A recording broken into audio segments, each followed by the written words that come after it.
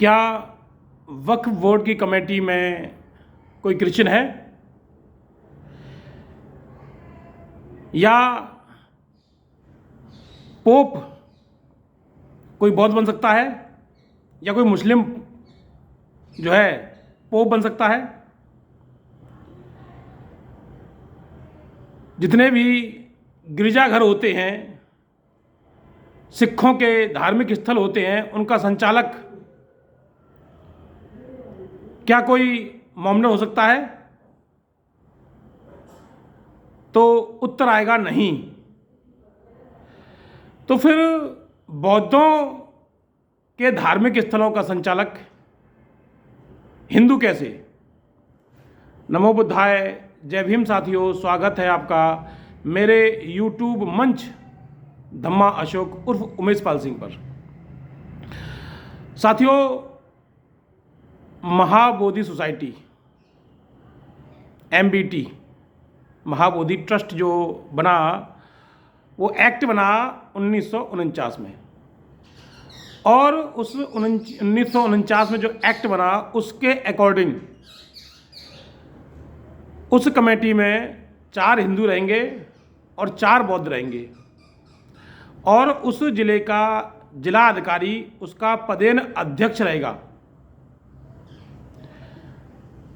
पहले उसमें नियम ये था कि जो जिलाधिकारी रहेगा वो 100% हिंदू होना चाहिए। हालांकि बाद में जो है सरकार ने इस नियम को चेंज कर दिया और हिंदू होने की पाबंदी, यानी कि DM के हिंदू होने की पाबंदी हटा दी उस पर से। लेकिन यहाँ सवाल ये खड़ा होता है कि बौद्धों का धार्मिक स्थल पर हिंदू सोसाइटी में क्यों है? बौद्धों का धार्मिक स्थल है, बौद्धों को मिलना चाहिए। महाबोधि सोसाइटी में 4 हिंदुओं को रखने का मतलब क्या है? और जो 4 बौद्ध हैं वो वाकई में बौद्ध हैं या कोई और हैं? इसका कोई खुलासा कभी नहीं होता है। महाबोधि सोसाइटी पर आने वाला दान का क्या होता है? आखिर क्यों धर्म का प्रचार प्रसार में वो पैसा यूज नहीं होता है? जितने भी हिंदू मंदिर हैं, उस किसी हिंदू मंदिर में एक भी बौद्ध अनुयायी नहीं है। ऐसा क्यों? तो ये कहीं ना कहीं बौद्धों की कमजोरी को दर्शाता है। इसलिए जो भारत के बौद्ध हैं, अब वो महाबोधि टेम्पल को हिंदू मुक्त करना चाहते हैं। वो चाहते हैं कि बौद्धों का टेम्पल पूरी तरह बौद्धों के कब्जे में हो, और इसीलिए 12 फरवरी से हमारे बौद्ध भिक्षु अनशन पर बैठ गए हैं, आमरण अनशन पर बैठ गए हैं। हालांकि सरकार द्वारा अभी कोई डिसीजन इसमें नहीं लिया गया है, बात करने की पैरवी हुई है, लेकिन वो केवल साधने वाली बात है कि किसी तरह से ये अनशन टूट जाए और जैसा है वैसा बना रहे। लेकिन जब कदम उठा लिया है तो पीछे तब तक नहीं हटना है जब तक हमारा ये महाबोधि टेम्पल मुक्त नहीं हो जाता। महाबोधि टेम्पल में हिंदू कमेटी में होने की वजह से उसमें बौद्धों के जो प्रतिमाएं हैं, उन प्रतिमाओं को हिंदू प्रतिमाएं बनाया जा रहा है।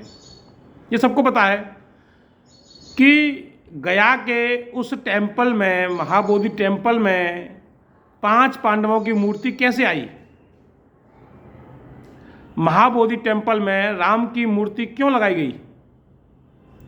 ये सब प्रश्न हैं, क्योंकि मैं भी गया था। जब मैं पहली बार महाबोधि टेम्पल में गया तो मैंने इस चीज़ को महसूस किया, और वहाँ के बौद्ध भिक्षुओं से मैंने पूछा, तब उन्होंने मुझे पूरी कहानी इस महाबोधि टेम्पल की बताई, और तभी मैंने वहीं से जो है एक पत्रकार थे, उन पत्रकार को भी इसमें बताया, और वो वीडियो शायद वायरल हुआ।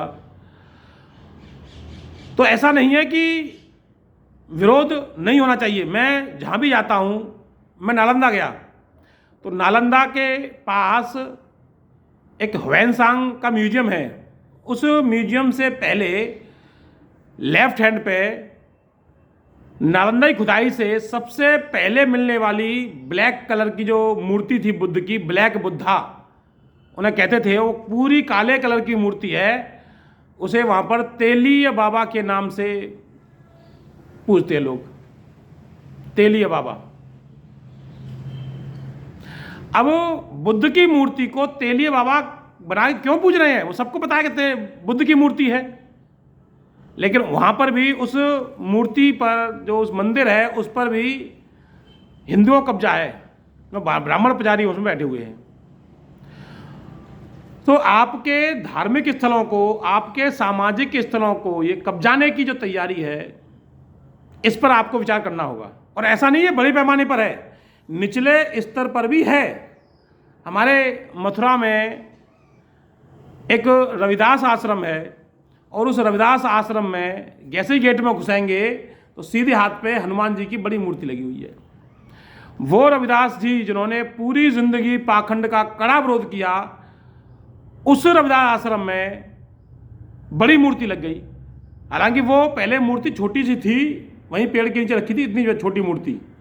और जब मैंने उसके बारे में पूछा वहाँ के अध्यक्ष जी से, तो उन्होंने ये बताया कि साहब कोई गुप्ता जी थे, और उन्होंने ये कहा कि मेरे सपने में हनुमान आ रही है, और वो कह रहे हैं कि मैं छोटा सा हूँ, वहाँ नीचे पड़ा हुआ हूँ, मेरा आसन ऊंचा कर दो। इसलिए उन्होंने वो आसन ऊंचा कर दिया। तो मैं कहता हूँ कि मेरे सपने में बाबा साहब आते हैं, मेरे सपने में बुद्ध आते हैं कि भाई जाओ, तमाम अग्रवाल धर्मशालाएँ हैं, उनमें मुझे बैठा दो भाई। मेरी भी इच्छा है कि तुम लोग मुझे जहाँ पर गंदा संदा सा पार्क बना होता है, भूरा भूरा पड़ा होता है, वहाँ पर मुझे तुम बैठा देते हो, जाके किसी बढ़िया सी धर्मशाला में बैठाओ मुझे, बाबा साहब कहते मेरे सपने में आके।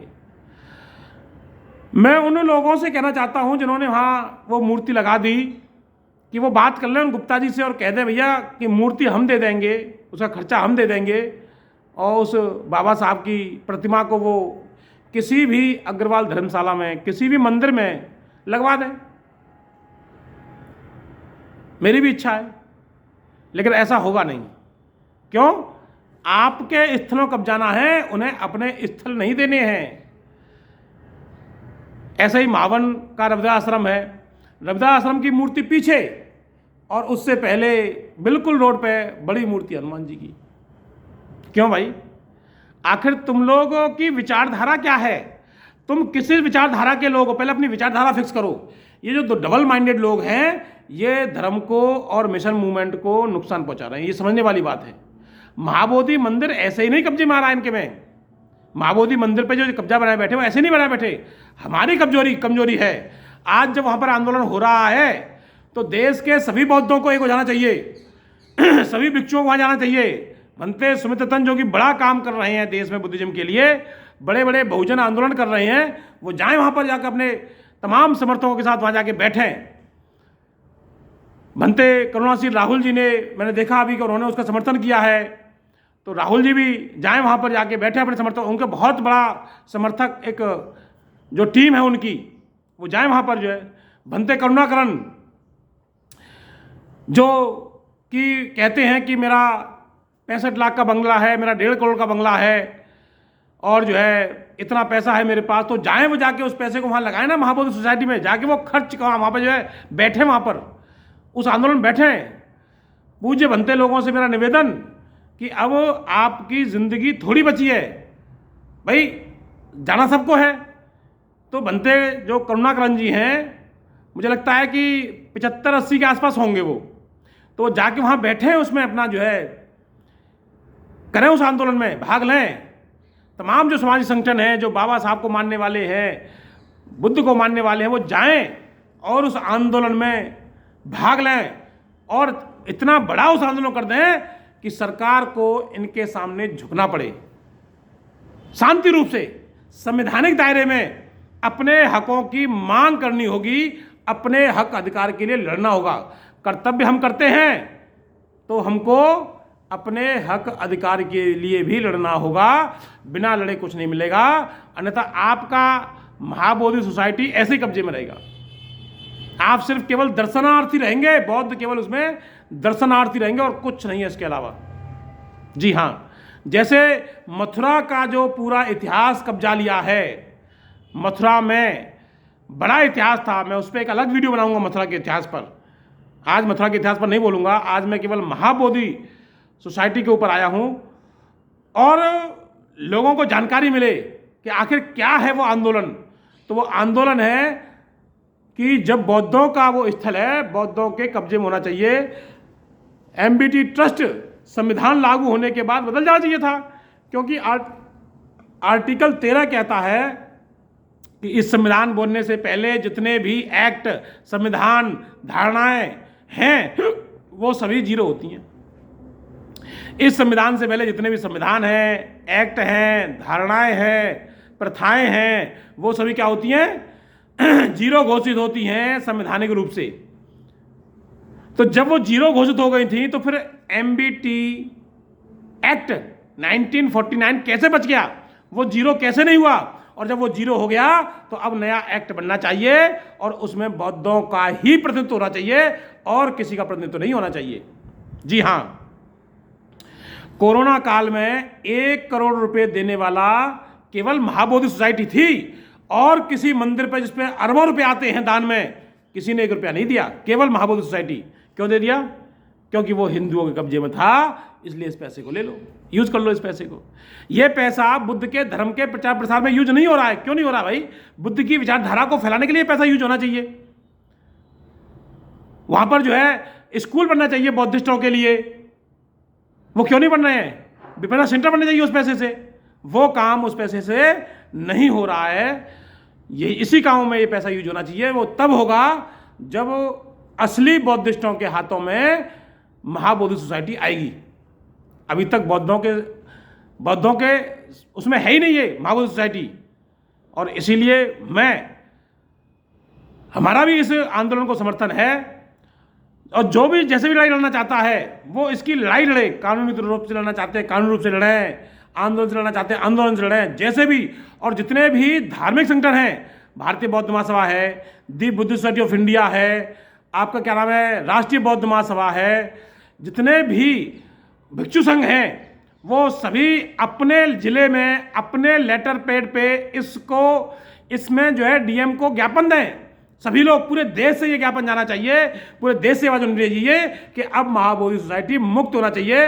हम महाबोधि सोसाइटी में मिलावट नहीं चाहते। हमारी सोसाइटी है, हम बौद्धों की है, तो सिर्फ वो बौद्धों की होनी चाहिए, जिसमें बौद्धों के प्रमाण पत्र हों, जो किसी जाति बंधन में बंधा ना हो। ऐसे लोगों के हाथों में महाबोधि सोसाइटी होनी चाहिए। और जितने भी राष्ट्रीय अध्यक्ष हैं इन संगठनों के, उन सबको इसमें जो है आगे बढ़ चढ़ के भाग लेना चाहिए। मैंने जिलाध्यक्ष जो हमारे मथुरा के दी बुद्धिस्ट सोसाइटी ऑफ इंडिया के, उनसे कहा कि भाई आप भी इसमें ज्ञापन दीजिए, तो वो कहते हैं देखते हैं। अरे देखने से काम नहीं चलेगा, करना पड़ेगा ना। आप अगर बौद्धिस्ट हैं तो ज्ञापन दीजिए। हर जिले से आवाज उठनी चाहिए कि हमें महाबोधि अपना मंदिर मुक्त चाहिए, हमें उस पर किसी का इंटरफेयर नहीं चाहिए, किसी का आधिपत्य नहीं चाहिए। हमारे मंदिरों में क्या होगा, हमारे मंदिरों में किसकी मूर्ति लगेगी, ये हम डिसाइड करेंगे। हमारे रविदास आश्रम में किसकी मूर्ति लगेगी, ये हम डिसाइड करेंगे। कोई दूसरा इसको डिसाइड करने वाला नहीं है। और अगर कोई ये कहता हो कि इसको प्रचार मत करो, तो इस बात को भूल जाओ, प्रचार तो होगा, गलत चीज़ों का विरोध तो होगा। गलत चीज़ों का विरोध होगा तभी चीज़ें सुधरेंगी, अन्यथा आप वही ढाक के 3 पाँच चलते रहेंगे और आपके धर्म में, आपके संस्कार में, आपकी विचारधारा में मिलावट होती रहेगी। अगर मिलावट नहीं चाहते हो तो एक तरफ हो जाओ, बौद्धिस्ट हो तो बौद्धिस्ट बनो, हिंदू हो तो हिंदू बनो, दोनों तरफ नहीं। अध कचरे बनोगे तो नुकसान तुम्हारा होगा, तुम्हारे स्थलों कब्जा जाएगा, तुम्हारी बहन बेटियों की इज्जत लूटी जाएगी। कर्नावाल में देख लिया ना, हिंदू ने हिंदू को बुरी तरह जो है बेइज्जत किया है। यादव भी हिंदू और कर्नावाल के चमार भी हिंदू। तो हिंदुओं ने हिंदुओं को बुरी तरह बेइज्जत किया है। जितना बुरा उन बेटियों से कहा है शायद ही कोई हिंदू को कहेगा अपने जो है उससे। तो साथियों, मैं आज महाबोधि सोसाइटी पर आया और मैं चाहता हूं कि पूरा देश इसमें एक मत होकर इस आंदोलन को करे। इस आंदोलन को अब वापस नहीं लेना है जब तक महाबोधि सोसाइटी मुक्त ना हो जाए। इन्हीं सब बातों के साथ मैं अपनी वाणी को विराम दूंगा। अगर आपको वीडियो अच्छा लगा हो तो वीडियो को शेयर अवश्य कीजिए। जितना शेयर करेंगे, जितना फैलाएंगे, लोगों तक उतनी सूचना पहुंचेगी। और लाइक कीजिए, कमेंट कीजिए कि इसमें और क्या सुधार हो सकते हैं। मुझे दीजिए आज्ञा। मेरे इस चैनल धम्मा अशोक उर्फ उमेश पाल सिंह को सब्सक्राइब कीजिएगा। नमो बुद्धाय। जय भीम, जय भारत साथियों।